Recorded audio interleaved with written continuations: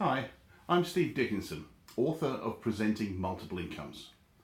Now, if you're a business owner or a consultant, maybe you're in the corporate world and you have difficulty with public speaking, feel anxious when trying to sell your ideas, your products or your services, or maybe in a social situation, you sometimes feel a little lost and a little unsure how to join the conversation.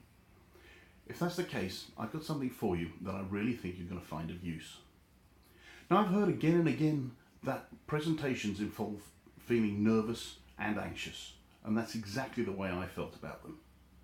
I've even heard people say, and I'm not saying that they're wrong, I've even heard people say that feeling nervous gives you an edge, it gives you energy, it keeps you on the ball, and that some people are just born to be the centre of attention, whether it be in a social or business situation or even on video, whilst other people are more likely to have stage fright, feel anxious, feel useless, and come out with conversation stoppers.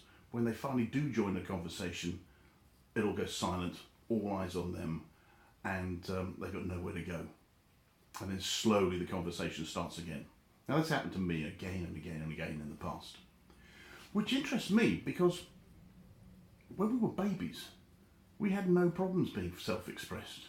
When we were little toddlers, we had no problems. If we were hungry, if we were tired, if a nappy was full, we didn't care who was watching. We didn't care if we were in public or in private. And that's because we didn't have any fear. Well, we did have two fears. We were genetically predisposed to be frightened of the feeling of falling, which is why it's so much fun throwing little toddlers up in the air. Obviously, you've got to catch them again afterwards. That's it. That is important. But it makes them giggle because they know they're safe, but they get this weird, strange feeling in their body, which is their fear system kicking into gear. The other fear that we have when we're first born is the fear of loud noises. Now, that's perfect for trying to stop a child from hurting themselves or doing something dangerous. All you got to do is shout, and the child will freeze, because it's the freeze, flight, or fight system. If I stay still, will I be noticed? Will I get away with it? Maybe I'll have to run, or as birds do, fly, the flight. Or even possibly have to fight. So it's a great way of stopping a child from becoming hurt in some way by shouting.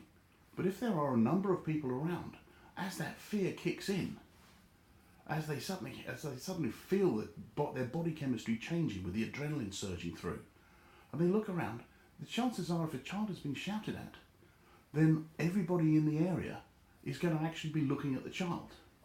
So they can associate that fear with the feeling of being looked at. Now, that freeze, flight or fight system is brilliant if you're in a dangerous situation. Your whole neurophysiology changes.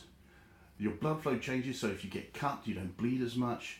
It focuses all your blood onto the cardiovascular system, onto your muscles, so you can run or fight if you have to.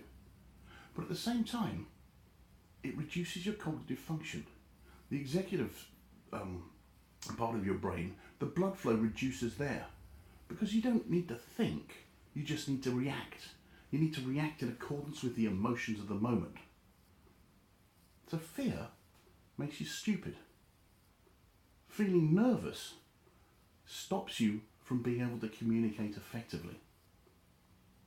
And that's not something you want when you're standing up in front of 10 or 200 people if you're doing a presentation. You don't want to react in accordance with the fearful emotions of the moment. You want to respond according to your long-term goals, which is to be able to get your message across. Now, I've learned that the feelings of insecurity, feeling timid and worried does not have to be a constant reality. I used to hate public speaking.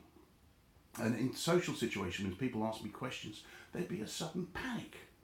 I would feel really, really bad. I just want to get out of there. There would be pregnant pauses. I hated being looked at. And especially if I started going red. What made it even worse is if someone else said, "Oh, look, he's going red." I remember that from school. It was just awful. I was unhappy, scared, and timid. And so what did I do? I would avoid certain situations. I'm sure I've missed promotions where I was unable to actually communicate effectively. But I would pretend that I was okay. I don't want to have that kind of job. I'm quite happy where I am. But then I did a training development program when the company I was with shrunk down from 250,000 people down to 120,000. So I was forced into a situation where I actually had to do presentations or lose my job. So what I discovered was that there was a structure that I could use that would enable me to seem professional, enable me to get my point across while still being incredibly nervous. But I was covering my nerves so nobody knew. Then about 17 years ago, I was exposed to a principle-based psychology that enabled me to understand where my feelings were coming from. And that made a huge difference for me. So whereas I wanted to get away from the fear of everybody looking at me and that feeling of my face going red, and I wanted to be able to move towards being comfortable when I was communicating with people, I've been able to develop some templates, some processes. So because people love stories, people want to listen to you. So you can enjoy being the centre of attention, but only when you want to. Now I've tried to come up with some kind of catchphrase for this, and I haven't found anything that I really like. But the closest I've come so far is to be exciting without being excited. So you can be exciting while you're explaining something. You can engage people whilst not being so excited that you can't think properly.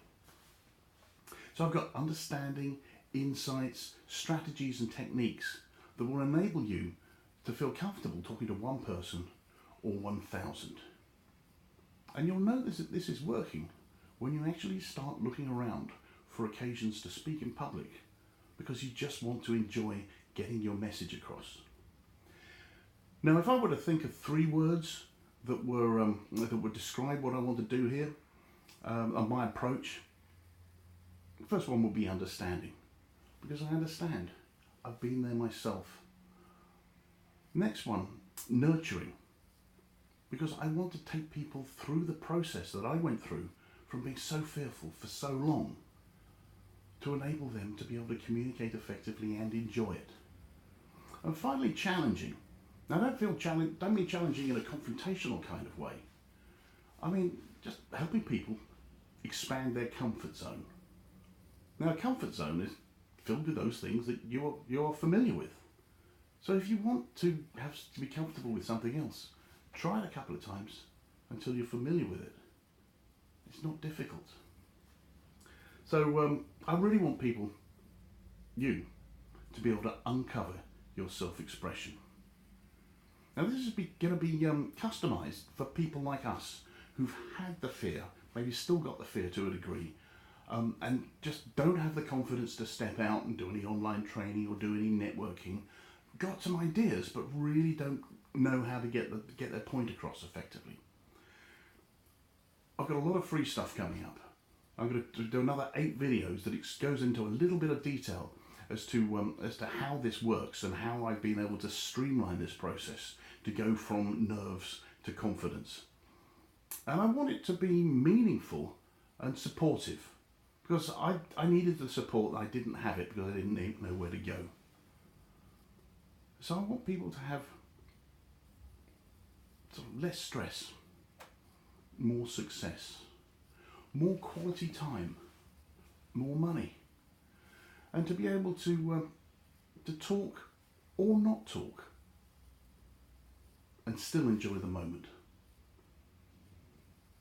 Now, the consequence of me not addressing this earlier was I was locked into a spiral of fear and unhappiness, a never-ending downward spiral of unhappiness. Now, if you've ever been in a situation where you felt you should have said something, and you did, or you didn't, but you still felt bad about it, then let me know. I don't know where you're watching this video, but to give it the thumbs up, leave a comment, private message me. If you're on my webpage, just go ahead, use the button you can see below, and let's get started. So just, if you want to change things, if you want to feel better in all kinds of different situations, because each time you communicate, it's effectively a presentation. Use the button right now to get started, and straight after the investment page, you'll be invited to join a private Facebook group that will have something there ready for you to try out. Okay? I look forward to talking to you again. Watch out for my next video. Thanks. Bye.